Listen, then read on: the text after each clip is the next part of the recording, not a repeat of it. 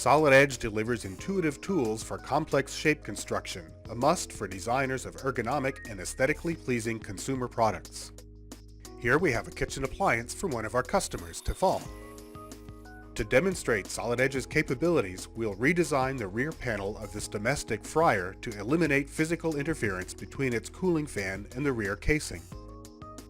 An industrial designer has modified the rear panel in conceptual sketches, so we'll display these in Solid Edge. This new design accommodates the repositioned fan while also providing a handhold to easily lift the fryer.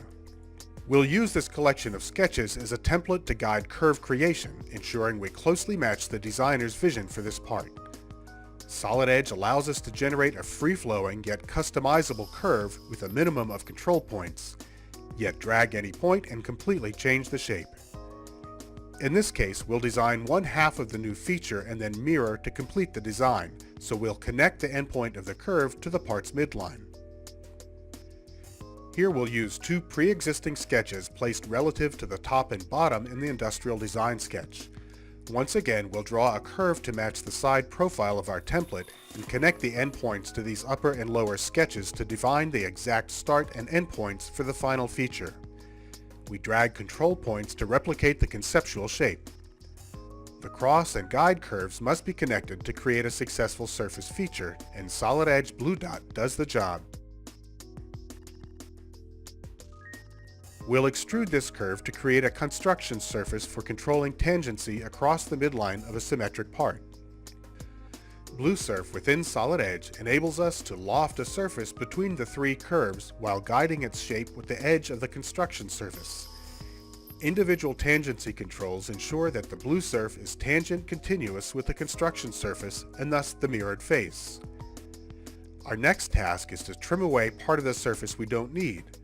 We'll project onto our surface an existing curve based on the conceptual sketch. Simple and fast. To complete this rear surface, we'll stitch together the two halves. The ruled surface command extends the edges through the existing casing part.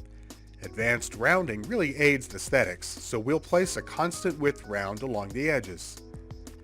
Next, we'll use surface body by boundary to cap off the inside of the surface body. Stitching these two faces will form a solid body that we can use to punch or emboss the original part. Simple and fast. We can finish the design by rounding the resulting edges.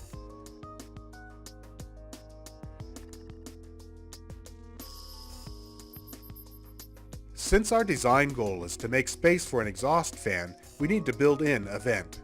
The vent tool constructs a customizable series of ribs and spars in an array using any basic sketch.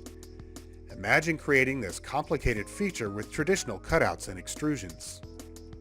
Creating complex shapes in Solid Edge is easy, yet smoothness and flow of the final plastic is of utmost importance. In this part, we have 6 individual faces along the top. The zebra stripe visual inspection tool helps. Note that the zebra stripes reflect jagged transitions across the patches, so we'll use the Redefine tool to merge the 6 patches into one beautiful and continuous surface.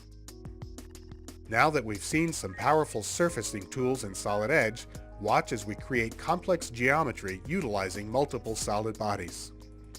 This fryer uses a stirring paddle to ensure an even distribution of cooking oil throughout the food, so we need to design an arm coming off the paddle's mounting hub. To begin, we have a top view sketch of the arm's shape and a side profile sketch depicting how the top of the arm curves away from the center mount. We'll combine these sketches to generate a resulting cross curve of their virtual intersections. As we create a series of profiles through which we can create a lofted feature, we'll use the pre-existing curves to guide the feature's transition through the cross sections.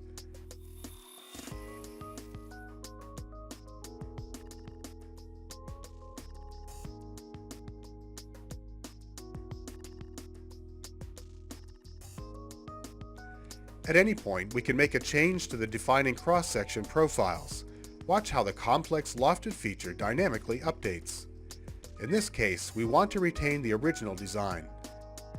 To finish this arm, we'll place a constant width rounds on the top edges. The end of the paddle is a proven design that we're simply going to integrate into our paddle arm. Watch as we use the Replace Face command to trim away the end of the arm body. Our final goal is to hollow out the paddle's face. A Replace Face option allows us to add a cross-section sketch which we can pull inward. That was easy.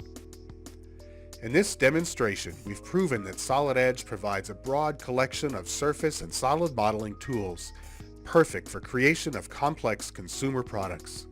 Solid Edge. Design better.